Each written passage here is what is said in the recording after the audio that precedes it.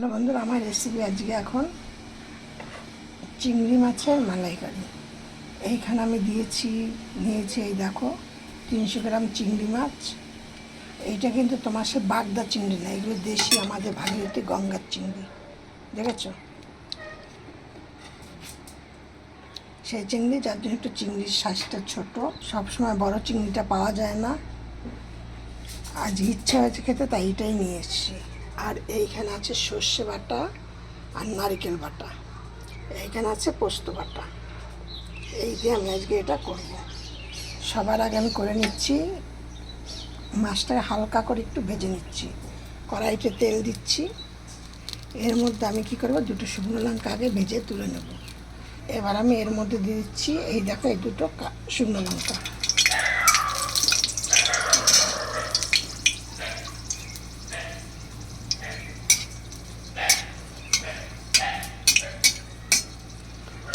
এবার গ্যাসটাকে কমিয়ে দিচ্ছি, লো করে দিলাম। এটা কিন্তু চিংড়ি মাছের জন্য না, এটা একটা অন্য কাজের জন্য করে নিচ্ছে এটা।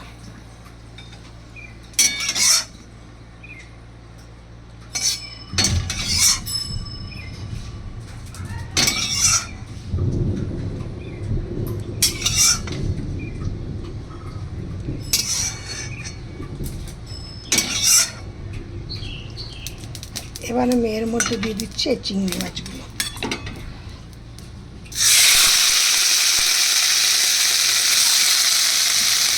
এবার এর মধ্যে দিয়ে দিচ্ছি কিছুটা নুন আর হলুদ।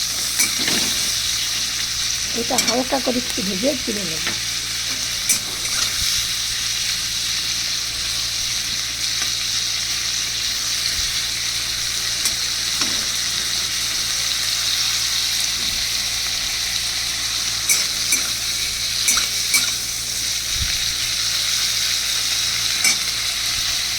এবার কিন্তু আমি এর মধ্যে দিচ্ছি, তেল দিয়ে দিচ্ছি, কারণ এই দেখো মাছগুলো কিন্তু এই যে হালকা করে ভেজে তুলে নিয়েছি। এবার এইটার মধ্যে কিন্তু আমি একদমই কাঁচা সব কিছু দিয়ে দেবো, যে ফোড়ন দেওয়া তা না, একদম চুপচাপ সব কিছু। এই দেখো,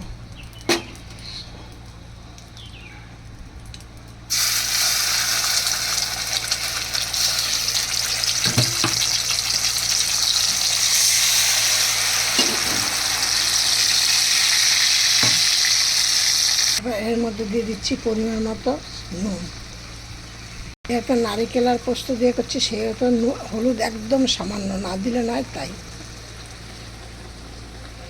দিয়েছি। নারিকেলের মিষ্টি, তার জন্য একদম 2-4টে দানা চিনি দিলাম, কারণ চিনিটা দিলে স্বাদটা ব্যালেন্স নিয়ে আসবে। এবার দেবো কিছুটা কাশ্মীর লঙ্কার গুঁড়ো। লঙ্কাটা যখন পোস্ত মস্ত যখন পেস্ট করেছি, তখন কিন্তু আমি একদম লঙ্কা 3-4টে দিয়েছি, বেশি দিইনি আমি। এই জন্য এখন আমি কটা লঙ্কা গোটা দিয়ে দিচ্ছি। যা হাওয়াতে গ্যাসটা, যার দরকার পড়বে সে তখন লঙ্কাটাকে। এবার আমি এর মধ্যে দিয়ে দিচ্ছি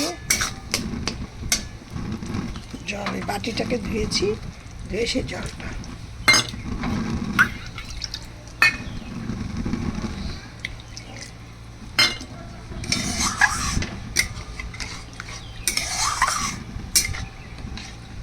আর দিয়ে দেবো ওই মাছগুলো।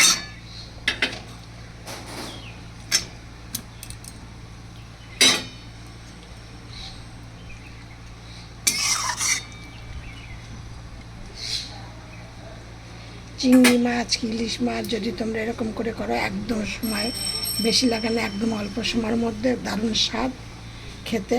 অন্য সব কিছু রেখে এই দিয়ে মনে হবে ভাতটা পুরোটা খাই। এবার আমি এর মধ্যে দিয়ে দিচ্ছি আরও কিছুটা কাঁচা তেল।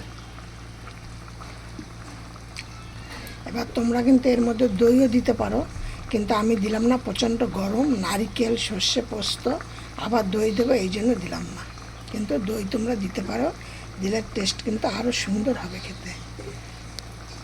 দেখো কালারটা কত সুন্দর এসছে। এবার কিন্তু আমি এটা নামিয়ে দেবো। আমার এটা হয়ে গেছে রেসিপিটা। এইটা কিন্তু তোমরা এমনি মাখিয়ে ভাতের মধ্যে দিতে পারো বা অন্য পদ্ধতিতেও করতে পারো। আমি আজকে এইভাবে করলাম। আমি এর পরের দিনকে আবার আরেকটা পদ্ধতিতে তোমাকে তোমাদের সাথে এই জিনিসটা আমি শেয়ার করব, এই রেসিপিটা।